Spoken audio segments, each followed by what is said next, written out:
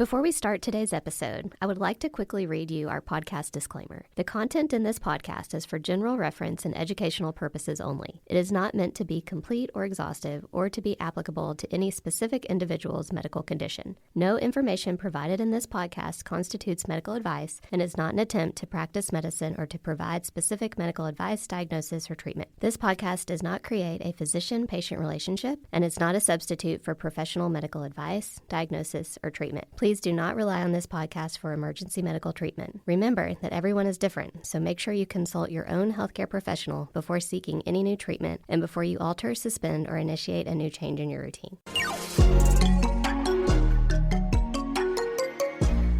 Welcome to The Starting Gate. We're your hosts, Dr. Kitty Dotson and Dr. Sarah Sheets, two internal medicine doctors who spent years practicing traditional primary care. Over time, we realized something was missing from modern healthcare. A real understanding of how everyday lifestyle choices impact overall health. We'll help you cut through the noise of the countless health influencers and their conflicting opinions. Because no matter who you follow, the basics of lifestyle medicine are at the heart of it all. Welcome back to The Starting Gate. We're your hosts, Dr. Kitty Dotson and Dr. Sarah Sheets. So it's February, which means it's American Heart Month, and really there is no more important topic. Heart disease is still the leading cause of death, despite our advances in our medications, our testing, and our treatments available for heart disease. We spend billions of dollars on stents, medications, scans, procedures, and still so many people end up facing heart attacks and strokes. And really, I felt like in my practice, a lot of patients, especially if they'd had someone in the family that had had a heart attack, felt like it was inevitable to them. It really was just a matter of, when is it going to happen to me and can we put it off? And it's so sad that we really felt that way because so much of this could be prevented if we could start changing our daily habits. So today we have a guest who has spent his entire career asking this really important question of how do we move from reactionary medicine and really focus on prevention of many of these chronic diseases Americans are seeing today. Dr. Kim Williams is a world-renowned cardiologist, former president of the American College of Cardiology. He served for many years as chief of cardiology at Rush University and came to the Bluegrass State in 2022 and is the chair of medicine at the University of Louisville. We are so excited to have you as a guest today, and thank you for joining us. Thank you for having me, and thank you so much for wearing cardinal red, even though you're in Lexington. I told Kitty that I specifically was like, I don't wear red often, but I felt like I needed to do that today. I know it's Heart Month, but that should be Louisville Cardinal Month as well. We're trying so hard to fix heart disease here. We want to review some of those lifestyle factors that do have a big impact on heart disease, as well as help our patients understand why lifestyle changes matter and why they need to be a focus, and really addressing what can we be doing in our healthcare systems, what can we be doing as physicians to help actually move the needle more in this preventative practice, and maybe touching on even some unique challenges that we see here in Kentucky with our patient population. And then we want to round it out and would love to hear your perspective on the new food guidelines, because we know you're a champion of food as medicine, and that's definitely ruffled some feathers with some of that information that has come out, and really your take on what this means for heart health as these new food guidelines have really been all over the news. So let's get started. Yeah. Can you tell us a little bit about, I think most people think of cardiologists as fixing heart attacks or fixing things once they've happened, but your career really took a shift in thinking about prevention. What happened to make you want to make that change? I actually was a cardiologist trying to manage disease for so long. And about 23 years ago, I showed up to an American College of Cardiology meeting and found out that I had a problem. And that problem was that my LDL cholesterol had skyrocketed. Had no idea why, other than the fact that I was eating an American Heart Association diet, no red meat, chicken and fish, no skin, not fried, thinking that was healthy. It wasn't. There is no healthy diet that has any animal products in it. But we didn't have all that research back then. Harvard had not published until 2016 the fact that all animal products increase mortality, and the mortality goes down if you replace them with vegetables. So anyway, based on my LDL cholesterol taking off, I actually did a big investigation. The good news was that the portfolio diet, which is a plant-based diet popularized by Journal of American Medical Association, University of Toronto, David Jenkins, talked about how to manage cholesterol and, by the way, C-reactive protein inflammation with a plant-based diet, plant sterols, a lot of soluble fiber. I adopted it, and within a few weeks, my LDL had gone down from 170, don't fall out of your chair, all the way down to 90. That was in just a few weeks? Yep, that's Yeah. right. And in fact, David Jenkins' data showed it actually only took 2 weeks. I didn't measure it again until 6 weeks, but that really did change my career. Until then, I had been incoming president of the American Society of Nuclear Cardiology. I was dedicated imager doing CT scanning and nuclear cardiovascular radiology. What a cardiovascular radiologist does is take a picture of how bad things are and tell somebody what to do about it, whether it's the patient, the surgeon, the person with the stent in their hand ready to deploy it. And at some point, we would all hopefully start going back in time and on the pathophysiologic curve and do some prevention so that all of my CTs and nuclear scans would come out normal. Wouldn't that be great? And I started on this path of trying to do much more in the way of prevention. I'd always been interested in hypertension just because I'm African American from the inner city. Of course, had to be interested in hypertension. You see it in every family, and similarly, chronic kidney disease. But lipidology became part of what I do and been at it ever since. Trying to do plant-based cardiology, going against the grain, that's whole grain, not refined grain, okay, um, is really something that every person in cardiology should be doing. And I had a couple of famous quotes, like the one that got me in a fair amount of trouble as incoming president of the American College of Cardiology a few years later. And there's two kinds of cardiologists, vegans and those who haven't read the data. Controversial, but the fact is, we now have even more data.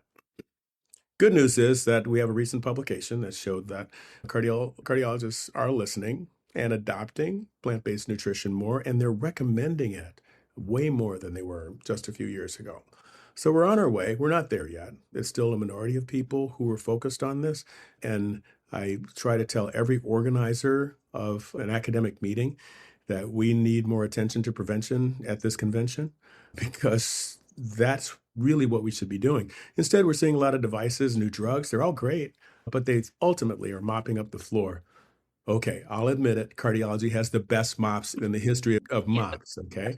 But we're still mopping up the floor instead of turning off the faucet. Why do you think more healthcare providers are not focusing on it? Do you think it's the physicians don't think it's effective as far as making lifestyle change and diet change for prevention, or do you think they think patients won't do it, or a combination? Why are we lagging behind in that? Good combination. People will get frustrated with trying to do the right thing themselves and finding out that the patients have even more resistance than the physicians do.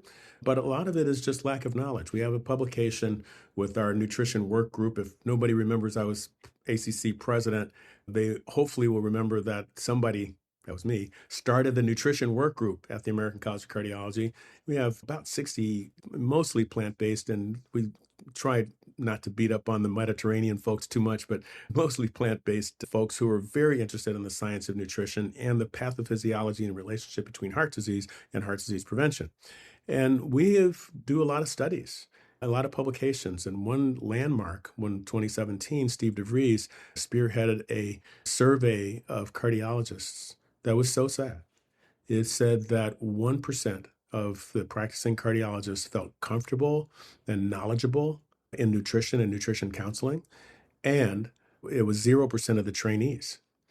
Now, the good news is that we have kept at it, and so we do have more information out there. Hopefully, every conference has something on prevention. It may not always be nutrition, but some aspect of prevention. And we are getting folks to recognize that the 6 pillars of lifestyle medicine, that is whole food, plant-based diet, exercise regularly, avoid substances. That's everything from crack cocaine to cigarette smoke. They all hurt the heart, okay, including alcohol. Having good social connections, having a method of mindfulness and calming yourself, and then not the least, sleep. If you do those 6 pillars, that, by the way, belongs to the American College of Lifestyle Medicine, those 6 pillars will extend lives and decrease our cardiovascular disease budget and help our nation. And we all need to do it, but we all have to be knowledgeable about it.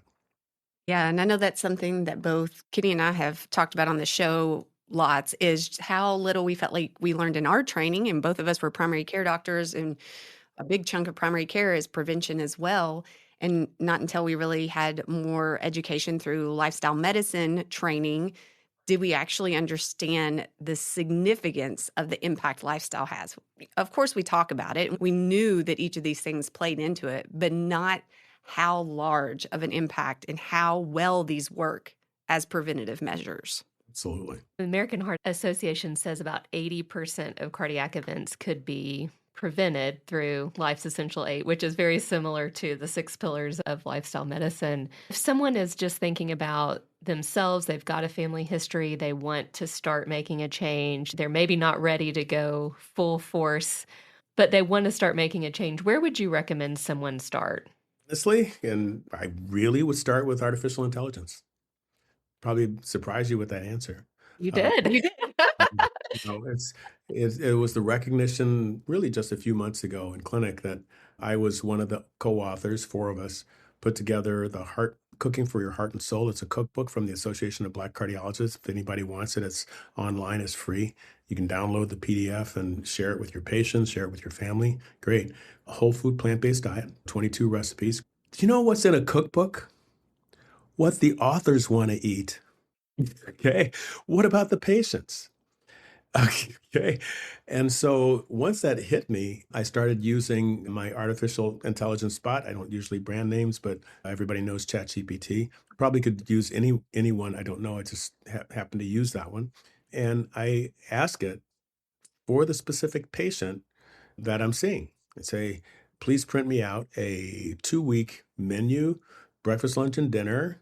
Come up with meals with beans, grains, nuts, seeds, fruits, vegetables, and mushrooms, but avoid blank and blank and blank, whatever the patient says they don't want. The most common is actually okra. Okay, people will say. The next one tends to be mushrooms, which is so strange, but that seems to be number 2. And then whatever fruit they're allergic to or nuts they're allergic to, whatever it is, I make sure that those things are not included. And then I put what the patient has: dyslipidemia, central obesity, metabolic syndrome, elevated hemoglobin A1C, systemic hypertension, coronary artery disease, that we're trying to do regression. And if no one has seen the coronary disease regression, please go into your chat box and look up Esselstyn regression, hit images, and you will see this patient pop up that you can't unsee. Why wouldn't we have all the plaque go away on everyone that we could? And so, given the disease states and what the patient doesn't like and the whole food plant-based, put those 3 things together, and in about 90 seconds, it's created this entire document. And it usually has a nice beginning section that says what each disease is going to be treated with which plant, like more nitrates and more potassium for your blood pressure, more fiber for your LDL and your triglycerides. And it gives you just a good hint as to why it put together the meals the way it does. As an author of a cookbook, we never even thought about doing that, but artificial intelligence can actually do that. It's not just diet, though. You could use AI algorithms or chat boxes for mindfulness. I know that there's been a fair amount of attention paid to the fact that when people are depressed or having psychiatric difficulty, that the chat boxes actually do work. Humans are better, that is, psychiatrists are better if it's severe depression, it's suicidal, but anything less than that, Chatbox actually does better than a psychiatrist by reports. And that's true of pretty much all of cardiology as well. If you compare the management of AI versus a physician using AI, AI wins because it can follow all the guidelines and help you implement all the guidelines without having to think about it because it's a large language model and it knows all this stuff. So I would say that leveraging everything that we can do with AI would change a lot of preventive medicine and get it more embedded and have pop-ups that say you're giving a beta blocker for hypertension, but those went out in 2006, okay? Even though people are still doing it, there are things like that that we could do a whole lot better. And so we actually did a recent study, and it's soon to be published, where we estimated out of the 300,000 unnecessary deaths that we have that are attributed to medical error, what would happen if we used AI all the time, and it probably would cut at least two-thirds of those down. It's But impressive. it is impressive. But what I'm really hoping is that we start to use it for lifestyle medicine. Yeah, I know that's something that Kitty and I have looked into and have explored as well, because there are lots of options of using AI for even behavior change and health coaching and really trying to make it affordable to many, an option that used to be very expensive and many people wouldn't be able to have access to. You've moved to Kentucky in the last couple of years. What are some things that you have noticed specific that Kentuckians tend to struggle with these lifestyle pillars? I will say we, because I've been here almost 5 years now, have a lot of weight challenges. The type of food that we're eating, alcohol is part of the culture with the bourbon, and people don't necessarily realize that there are a couple ways to immediately stop fat metabolism. If anybody who does a fluorine 18 deoxyglucose scan for their heart or for their cancer, what do they tell you? You have to go in there fasting, and then you get glucose loaded and it'll turn it on, right? Sugar is one way to stop fat from being metabolized, and alcohol is the other. It immediately stops it. And so people are putting on weight and not doing enough exercise. And by the time they get to the age where they're coming into cardiology for blood pressure or even coronary artery disease and having a cardiac event, they're getting to the point where the ravages of obesity in terms of diabetes and joint problems. Once the joints are really bad, it's really hard to do the exercise. So it's a great place to be an orthopedic surgeon, but the effect of the orthopedic surgery is going to be less because of the weight and the wear and tear. So what do we need is really primordial prevention. We need to get into the third grade, get into the homes and get all the kids to understand lifestyle medicine. Unfortunately, it's not just heart disease here. Kentucky is once again, for about a year or so, it was number two, but it's once again number one in cancer deaths per capita. And cancer and heart disease pretty much have the same risk factors. It's diet. And I know a lot of people are trying to change their diet, get away from red meat. That really will help. It doesn't help heart disease to switch red meat to fish and chicken. You still get heart disease, but you could certainly reduce cancer, particularly getting away from processed red meat. And the Surgeon General's warning from January of 2025 saying zero alcohol, that's a tough message in Kentucky. And I wasn't familiar at the time, I'm just a lowly knuckle-dragging cardiologist. But when he said that, I just went on AI and said, what's he talking about? 8 different cancers that are increased by consumption of alcohol, and the threshold is zero. If we change our lifestyle, do those 6 pillars, we'd be one of the healthiest states. We have a lot of areas with clean air. We struggle with air in some places. We at University of Louisville with our Environmental Institute are doing everything we can to plant more trees and make everything healthier. But it's pretty much what you take in, whether it's breathing or eating, that's making us suffer with a very high healthcare budget. A lot of time off work, a lot of impoverishing our people, and ending up where we have Medicaid rolls of like 28% of the population and 40% of our patients at UofL. So we can do it, and it's going to take programs like yours. Thank you so much for doing this, getting the word out for people to change their lifestyles. I come across this a lot with patients, so I'd love to hear what message you tell your patients is, okay, I'm hearing all this. I'm hearing I should be eating all these plants and reducing alcohol, start exercising, but there's so much going on with my life. There's so much that you're asking me to do, and I can't do it all at once. Is it even worth trying? I know what my response is, but what do you tell some of your patients when it comes to that? Because I think sometimes people just feel like there's no way I could do it perfectly, so I'm not going to do it at all. You're really pointing out how difficult the change is. Behavioral change is difficult because people like what they're doing. And let's be honest, when they're coming to my office, what they're really hoping for is, Dr. Williams, please give me a pill so I can go back and do all the things that made me come to you in the first place. Yes. That's Seriously. that's hard truth. Yes. But I understand that it's and the culture, the family dynamic, the social dynamic, the vegans and the people who are exercising all the time are sticking out and not mixing necessarily very well. And it's hard to be alone. That Framingham study from decades ago, there where they stumbled on the fact that what predicted a person was going to gain a lot of weight during their lifetime, they were looking at their family and all that, and mother, sister, brother, parents. Turns out that wasn't it. It was the person who they had recorded. You might have heard about this. They asked on their Framingham intake form, tell us the name of one of your friends who was likely to know who you would be in 10 years. It turns out it was the friend. Their weight influenced the patient's weight.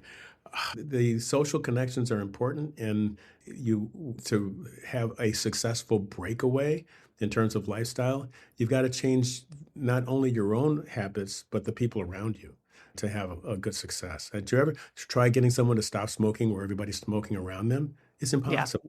Yeah, exactly. Not easy. And what about for people that feel like a healthy lifestyle is too expensive? What do you put that into AI as well, or how do you help people navigate that?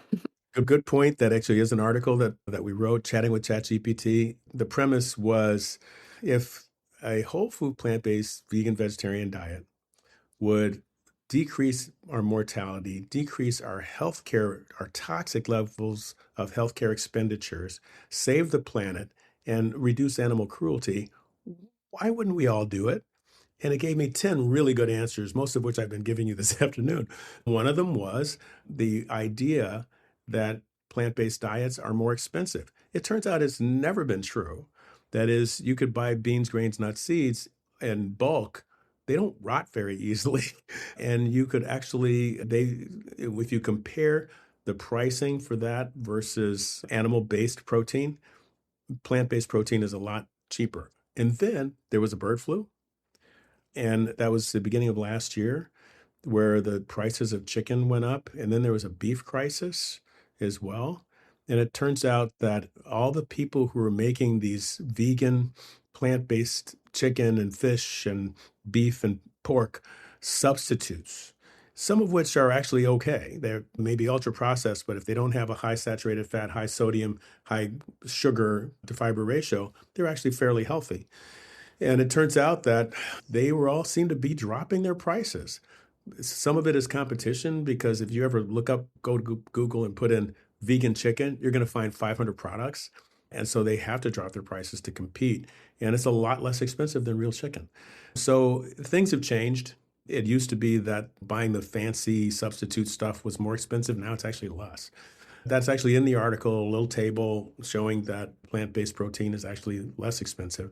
And we're only talking about the upfront in-store cost. How about the long-term cost? A person doing a whole food plant-based diet reportedly has about $250,000 less lifetime healthcare expenditure. And that is very serious when we recognize that the leading cause of personal bankruptcy in this country is medical debt. Just don't do it. Just eat a healthy diet and exercise every day. That's something we've been thinking a lot more about too, just as the cost of health insurance is skyrocketing. I don't think people realize when you're in your 40s and let's say you're in decent health that you don't know about a lot of chronic disease yet, but that's where you can make such a change. You're either going to be spending hundreds of thousands of dollars on healthcare or you're not if you start making some habit changes during that earlier time. And before we leave this, can you maybe just tell people how much could you, if you changed your lifestyle significantly, how much reduction in your risk of having a heart attack or stroke could you actually see? It's really tremendous. And I would love to say that everybody who goes on a whole food, plant-based, vegan, vegetarian diet is cardiac immortal. That isn't true, but the reduction is at least as good as our best medications, which are statins. And of course, I know there's a whole bunch of plant-based people who say, oh, you shouldn't take statins. If you're at risk, you really do need the statins. And I've been doing this for quite a while, and I don't mind saying it out loud without knocking on wood or whatever, that I haven't had one patient who's doing a whole food, plant-based, vegan, vegetarian diet and a statin with their heart disease, for their heart disease. Not one person has had a cardiac event. And it's easy to understand because the two biggest drivers are inflammation and LDL cholesterol. And you could argue that it should be ApoB, but either way, your lipids and your inflammation determine your next cardiac event in most cases. And it turns out that both the statin and the whole food, plant-based, vegan, vegetarian diet lower them equally. And so you put them together, and people say that new target of LDL, getting it to less than 55, that's impossible. No, it isn't. I get it routinely because we're doing diet and medication together.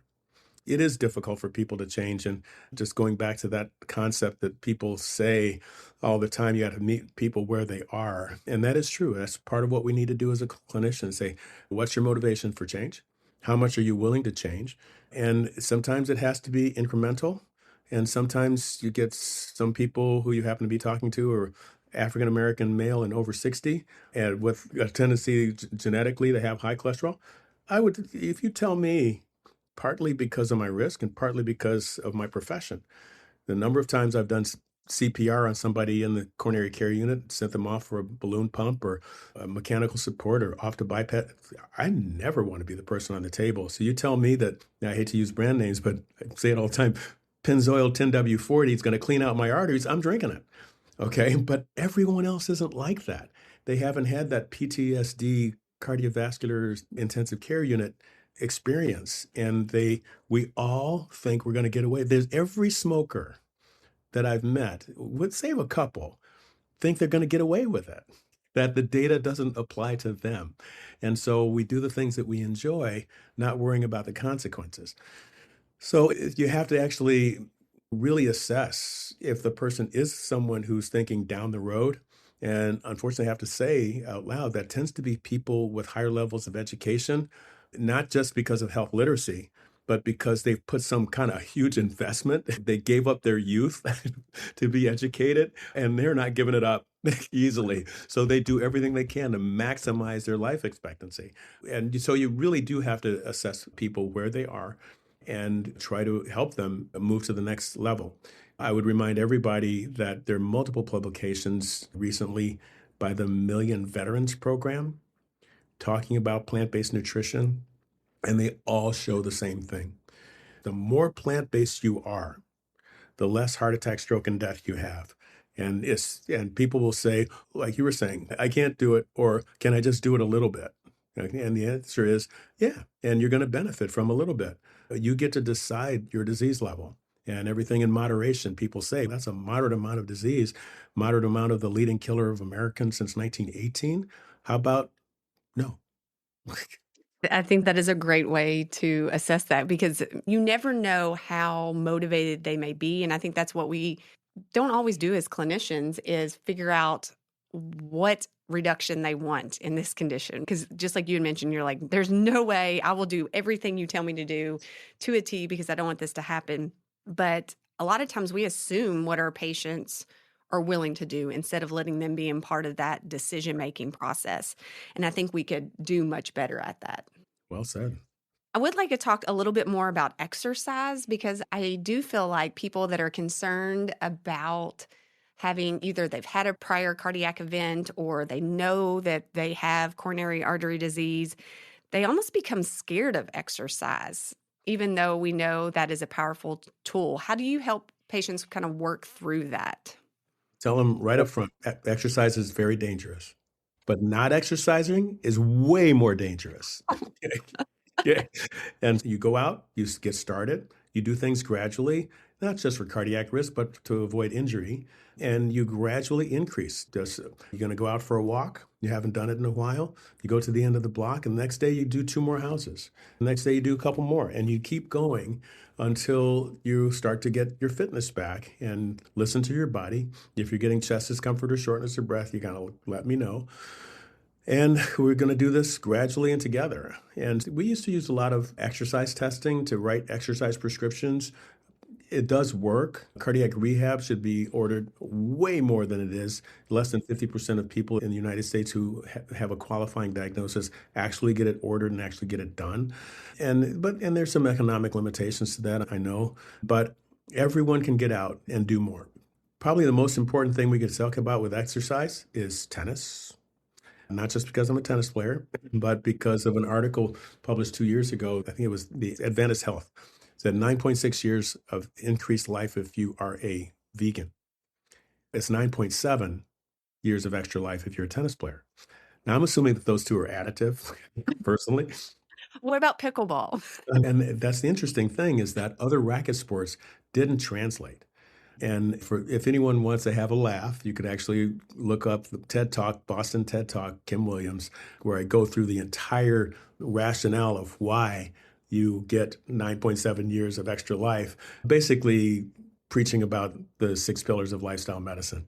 But the idea is that it is a sport that's very demanding. Pickleball is taken over. I know I'm one of those USPTA certified teaching pros from the 1970s. And everyone who's in my genre, they're kind of like bristling at all this pickleball, saying that they're taking over tennis courts and you get 2 pickleball courts on a tennis court. I'm the opposite because I'm a cardiologist. I'm seeing people who are not on the couch. Okay. Now, and let's just face it, everyone should try to play tennis. Not everybody's going to, because you basically have to either be an athlete or become an athlete to play tennis effectively. Whereas just about anybody can get out and get injured playing pickleball. I know orthopedic surgeons just loving this sport, but it is taking over, and I think it's going to be better. We do need the outcome studies because racquetball and badminton did not have the benefit that tennis has. And neither does marathon running. There are a lot of other sports that just don't have it. Now, I have to admit, the one thing I didn't talk about in the TED Talk, because it would be a downer, is that I am a biostatistician at heart. And sometimes you just have to admit that your studies have implicit bias. And that implicit bias would be, in order to play tennis, you have to have a better economics strata than people who don't. And those people live longer. And you have to be a strategic thinker. Strategic thinkers tend to be more educated. Those people have less cardiac events. And you could just pile up a whole bunch of reasons. And it may be that as complete fakery, I'll just keep playing tennis just in case. I don't think it'll hurt. And so you mentioned earlier about you having seen these severe outcomes that you've seen in your medical career, seen people having to be resuscitated and go to surgery and that type of thing has given you the insight that you don't want to be that person. How do we reach people that haven't had that experience, and how do we get them to understand that they don't want to be that person either? It is difficult, but we can have conversations because everyone knows, as I mentioned, heart disease being the leading killer of Americans since 1918. Everybody knows somebody who had a heart attack. They know when, if they're old enough, they remember when President Eisenhower had a heart attack, when President Johnson had a heart attack. It's like it's ingrained in American society that famous people in the media having heart attacks. And so everyone knows about the disease. And if in our African American community, which tends to be higher, about 30% higher risk, about the same as our Appalachian community, by the way. So it's probably more behavioral kind of stuff and social stuff than it is race. Everyone knows someone who's on dialysis. Everybody knows someone who had a stroke. And so we can try to refer, and the closer the person is to them, the more motivated the patient is to not have that outcome for themselves. So then on top of that, I tend to use family guilt. Okay, that might be a little unfair, but I said, and how many children do you have? And how many grandchildren do you have? And how long do you want to be with them? And you are their best resource for institutional knowledge. And you're going to make choices 3 times a day. As some vegan people will say, digging your grave with your fork. So not sure I really like that phrase, but that's honestly what we're doing as a society. And so I try to get them to understand that they are a powerful commodity and their having heart attack, stroke, or death really profoundly affects their family. And you can make a choice to live longer and healthier. And so why not do that for your family if you won't do it for yourself? Another thing people can get confused about is on social media now, you can really find someone that is saying whatever it is you want them to say. If you want to follow a carnivore diet or something, you can find someone on social media to say that is actually healthy and that will prevent a heart attack. And then you kind of get this whole feed of things coming at you that probably are not sound, healthy advice.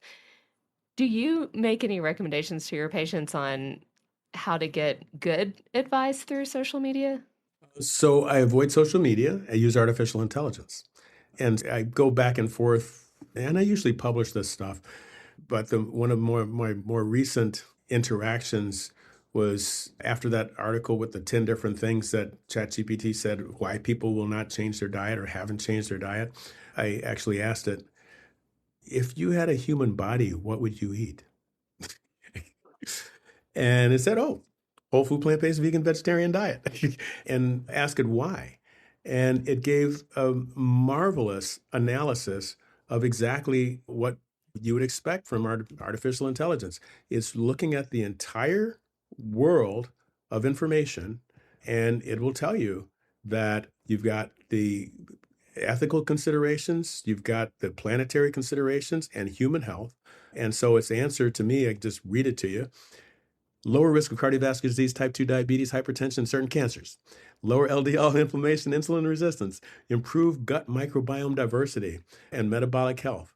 For planet sustainability, I just was never into this, but you could actually get rid of almost 1/5 of global greenhouse gas emissions if everybody had a plant-based diet. Deforestation, biodiversity loss, and water usage.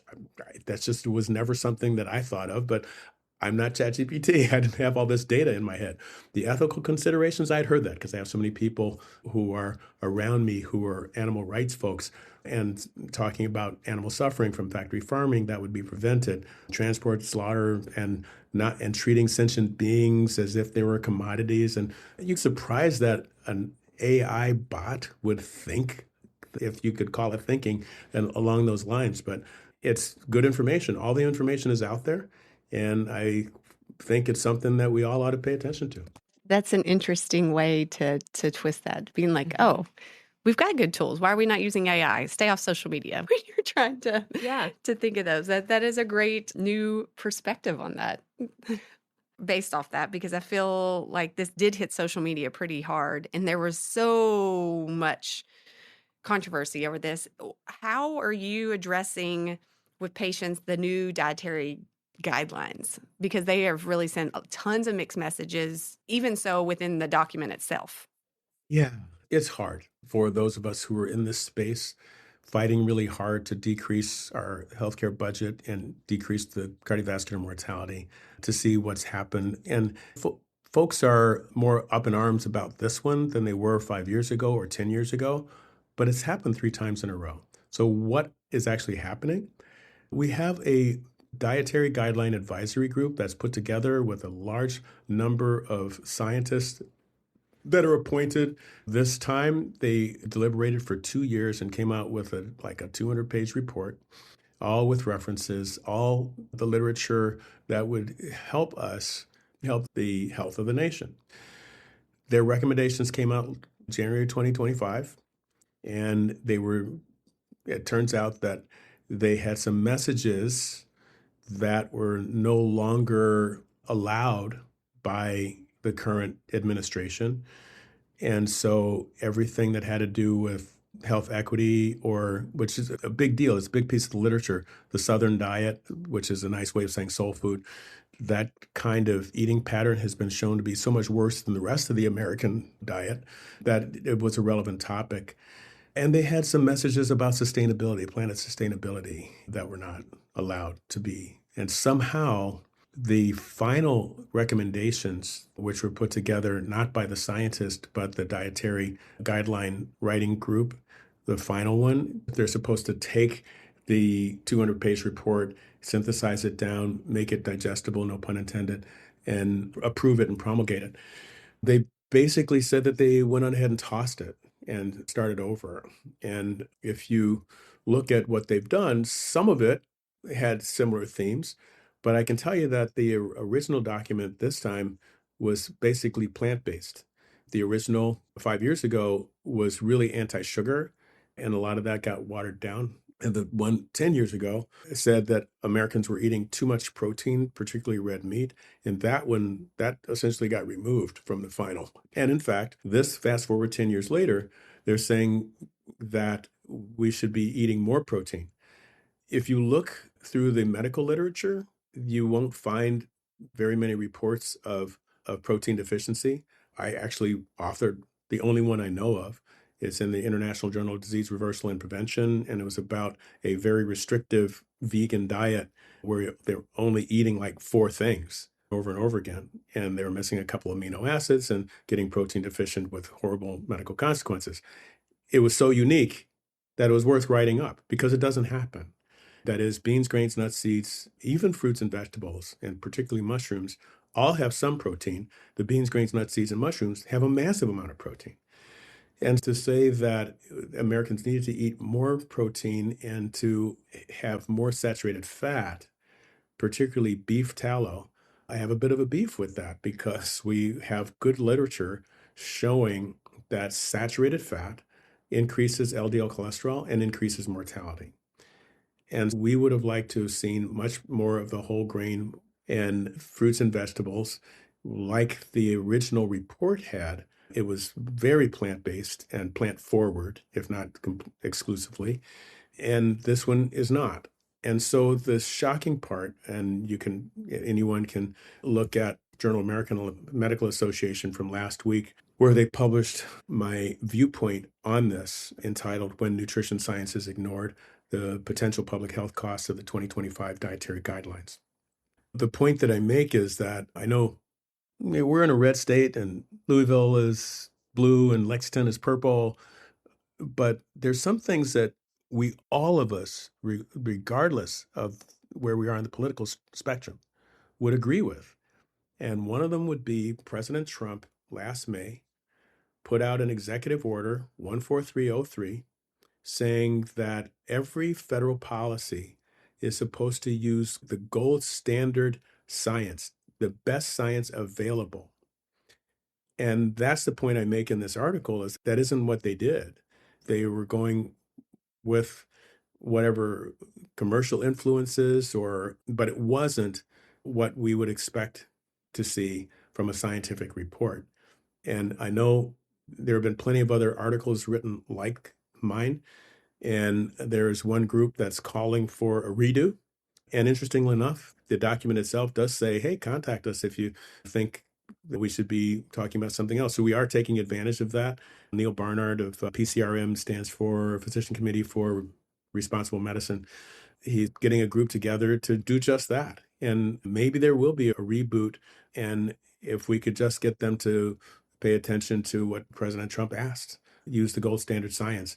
I would hope that our dietary guidelines would help us with our healthcare budget rather than promoting things that we have a massive amount of science saying that it would be harmful. I always want to be even-handed. There was some definite agreement with cutting back on refined grains and cutting back on sugar and cutting back on ultra-processed food that has damaging components. So you can't throw all ultra-processed food under the bus, as I mentioned before. If it has a healthfulness to it, it's probably fine, even though it's a plant that went to a plant and came out, and you're worried that it's going to plant you. No, if it doesn't have a high sodium, high saturated fat, or a high sugar to fiber ratio, it could be very healthy. There were some good things in the guidelines that came out 3 weeks ago, but the big concern about adding more animal-based protein, that's one that I think just sidelined everything else that was good about the guideline. Obviously, I think people are going to have to do their own research when it comes to deciding what to do for themselves and maybe not rely on what is coming at them through necessarily the guidelines and social media. How do you use AI to help with stress and sleep in that component of lifestyle for your patients? Personally, I just play tennis. So that's the best stress reliever ever. But I think you all referring to there are apps that do calming and help sleep with like noise, and there's pretty much anything you want out there, including a lawnmower. You just go to your AI and say, "Can you help me with X with stress management?" And you'll see it. I know there are concerns. We all have concerns that they're not licensed, they're not FDA approved for healthcare, and everybody's using it. I would think that at this point, I would call for us to do some regulation and some certification to make sure that people are getting good advice. Wouldn't it be nice if it was all regulated? And I understand that that would probably hamper some of the development, but getting people, however we could do it, getting people to use the best data, and right now that is the large language models, whether it's open evidence and New England Journal of Medicine or Google Gemini or whichever one that's using the best evidence, is something that would help human health. Now, when you talk about sleep with patients, how do you explain to them that their sleep impacts their heart? Because I know that's something that not everyone really can understand how that occurs. As a cardiologist, I'm on the end of the spectrum. That is, we have the obesity crisis that we talked about, and even people who are overweight can have sleep disordered breathing. And that sleep disordered breathing, obstructive sleep apnea particularly, can drop your oxygen level. When that happens, it leaves your heart subject to rhythm disturbances on the one hand, atrial fibrillation, worse rhythms, but more importantly, more commonly, just raises your blood pressure because your cortisol and your epinephrine and norepinephrine levels increase. And you want to get really good, better blood pressure control, whole food, plant-based diet, and making sure that a person gets a sleep study if their partner says that they're snoring, that they're stopping breathing. And let's be a little bit more liberal in our ordering of testing for sleep apnea. The more we discover it, the more we can cover it. What gives you hope that we will make a difference and patients will start doing things and things will turn around and we will start preventing more disease? That is so funny you would ask that. That was the end of the ChatGPT article. I thought it was a hallucination because they say that AI has hallucinations. It said, "Oh, the science is so clear that plant-based nutrition is going to take over and everyone's going to make a change." And I'm going, "What?" I've been doing this for quite a while, and I'm seeing very small increments. But I'll tell you, I have published in the last 4 years two different articles on physician surveys. One was Loyola and Rush, academic physicians, 274 physicians. One out of 274 was doing a whole food plant-based diet. The one that was published a few weeks ago from the American College of Cardiology, albeit not academic physicians, but practicing cardiologists, it was 8% who were doing a whole food plant-based diet. More importantly, 41% were actually recommending it to their patients. So that eightfold increase, I'm looking at, like you were saying, maybe this is going to happen. But what does it take? It really takes media. It takes recognition, more use of AI that I'm saying that, and people relying on it for health because it wouldn't lead them astray in this case. What's the biggest misconception you think physicians have about lifestyle and heart disease? And then what's the biggest misconception you think patients have? I actually think it's the same. The words, "I'm eating a healthy diet," "I eat healthy," those words come out so many times. And it's not even close to being healthy. And that's on us as healthcare workers, as educators. If people think that what they're eating with fried food and processed meat that's bacon, ham, hot dogs, sausage, and lunch meat, okay, are group one carcinogens. People have actually taken bacon and modeled it. Every time you eat a bacon strip, it's 35 minutes off your life. Or it's similar with hot dogs. And that diabetes goes up 20% for every slice of bacon that you eat if you're doing it on a regular basis. All of this data, why isn't that people don't understand it? Part of it is marketing. And so it's another one of our articles that I did with my granddaughter. So during COVID, she kind of had to come home from college and she stayed with her granddad. And she was watching a lot of television. I said, "Well, if you're going to watch television, let's do something positive with it." Every time you see a food commercial, write down what, and then I gave her the American College of Cardiology article. It's actually from Harvard, Healthful versus Unhealthful Plant-Based Diet. but it had animal stuff too that would all every animal was negative, but fried food was negative, refined grains so was negative. And you can imagine a fast food restaurant commercial. It's got French fries and a large soft drink and a double cheeseburger or whatever with dairy and meat and refined grain in the bun. It was scoring terrible. And so we published it. And the saddest recognition as writing this data up that we are marketing mortality, that was the name of the article. It was the recognition that the University of Chicago had put out a study saying that television is more pervasive and more effective in poor communities. That is, the number of people who make $100,000 or more who watch more than 5 hours of television, which they define as excessive per day, was 1%. But it was like 37% of people who are in poverty. And it's a linear relationship going down. The more money you have, the less television you watch. And so we're taking it out on the poor. And if the marketing didn't work, they wouldn't do it. And I know people talking about healthcare differences between ethnicities and neighborhoods and saying this was published a while back that there are about 50 to 60% more fast food restaurants in Black neighborhoods than white neighborhoods. I'm not blaming the fast food places. That's their job, is to go where the money is. And if people are going to buy it, that's their job. They're in the business of selling the food. So who am I blaming? Blaming the people who are buying the food and those who are not telling them and getting, like you're saying, get that word out so that people understand what they're doing to themselves and to their families, to their communities, and to the nation. I never want to say out loud that if a person isn't on a whole food, plant-based, vegan, vegetarian diet, protecting their health, paying into Medicare and never taking anything out of it, then they're not patriotic. But every time I say I'm not saying that, I guess I actually am saying that. So I think we have had a wonderful conversation today and hopefully have given our listeners a lot of information on how they can improve their overall health, maybe clearing up some of the confusion that's out there. The whole twist on AI, wasn't expecting that from you. So that was really an awesome conversation to have and really thinking about using that because it is something that everyone has access to and leveraging that to help improve our health. And so that's a really good thought. And I know that I have patients using it more myself. I use it more and is really just helps clear up some of the confusion that we get in our messaging. So that was a great idea.